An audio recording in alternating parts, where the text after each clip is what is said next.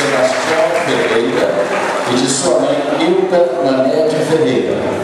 Lembrando que a vereadora Neuza Jordão já deu o termo de compromisso, portanto, apenas para a assinatura e o recebimento do distintivo de vereador.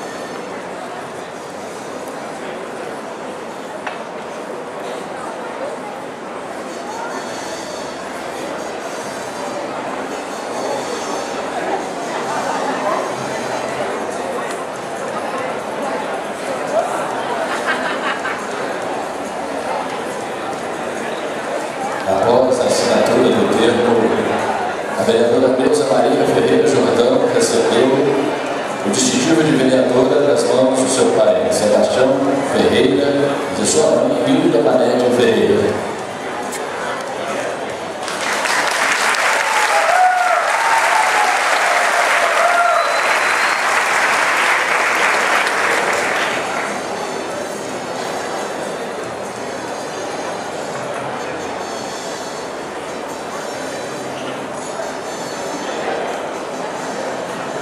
Convidamos o vereador Nilton Alves